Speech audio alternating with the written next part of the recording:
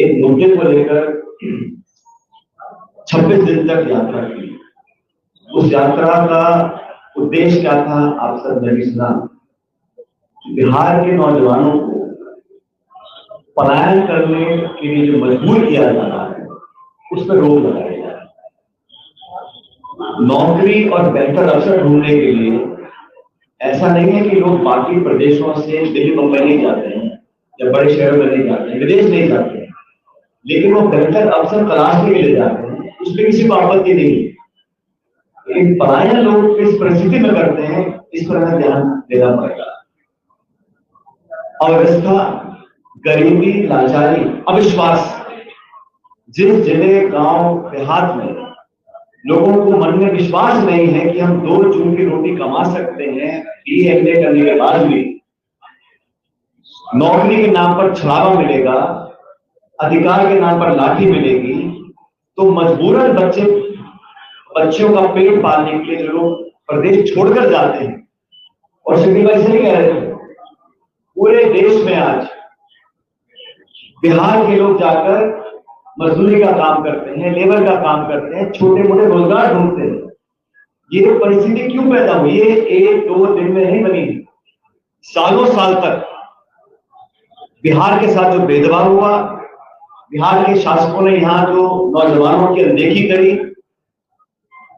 2 पीढ़ियां निकल गई और आज ये हालात बन गए हैं कि पूरे बिहार के नौजवान अपना भविष्य अंधकार में देखते हैं। और ये बहुत दुख की बात है। बिहार हिंदुस्तान के सबसे युवा राज्यों में से एक है और बिहार के नौजवान में जो प्रतिभाएं हैं, जो अपार उम्मीद है, संभावनाएं हैं, उसको तलाशने की बजाय, उनको ढूंढने की बजाय, उनको संवारने की बजाय उनसे मुंह मोड़ा जाता है। जो लोग सत्ता में बैठे पटना में आज, माननीय मुख्यमंत्री जी कितने सालों से मुख्यमंत्री हैं और 2024 के लोकसभा चुनाव के समय अगर आपको मोदी जी को समर्थन देना ही था, क्योंकि आपके समर्थन से वो सरकार बनी है दिल्ली में, नीतीश कुमार जी को अगर मोदी जी को समर्थन देना ही था, तो बिहार के नौजवानों के लिए 10-20 लाख नौकरी मांग लेते, हमें बुरा नहीं लगता। अगर समर्थन की कीमत बिहार के नौजवान का भविष्य होता तो हम भी कहते आप जाइए, कोई बात नहीं। जो भाजपा 400 पार का नारा देकर लोगों को भ्रमित कर रही थी चुनाव प्रचार में, संविधान की मूल भावना से खिलवाड़ करने की घोषणा करती थी मंच पे खड़े होकर, जनता ने सबक सिखाया और 240 पे लाकर टेक दिया। उसके बाद नीतीश कुमार जी के समर्थन से सरकार का निर्माण हुआ।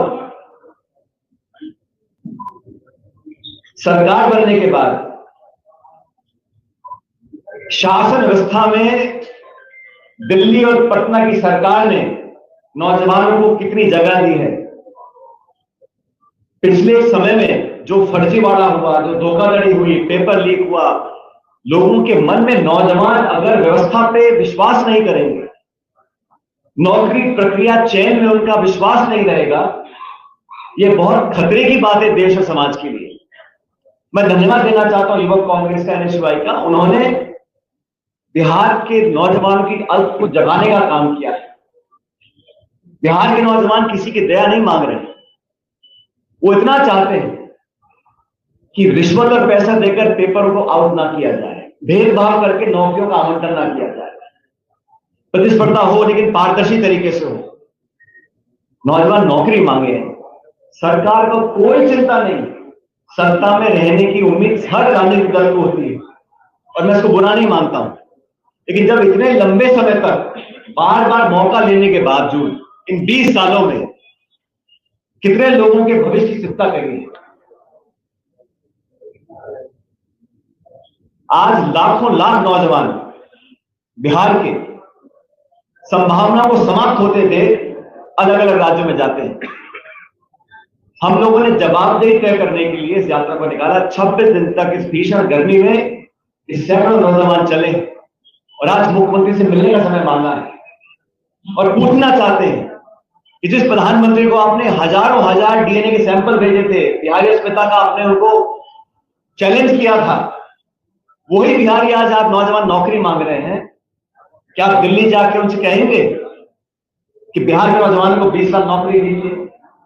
जो पीएसयू थे बंद कर दिए, सरकारी नौकरियों में लगातार गिरावट आ रही है, उद्योग और निवेश हो नहीं रहा, नए रोजगार आएंगे कहां से? अर्थव्यवस्था को दुरुस्त करने के लिए एक संकल्प चाहिए, एक दृढ़ संकल्प चाहिए, एक निश्चित दिशा चाहिए।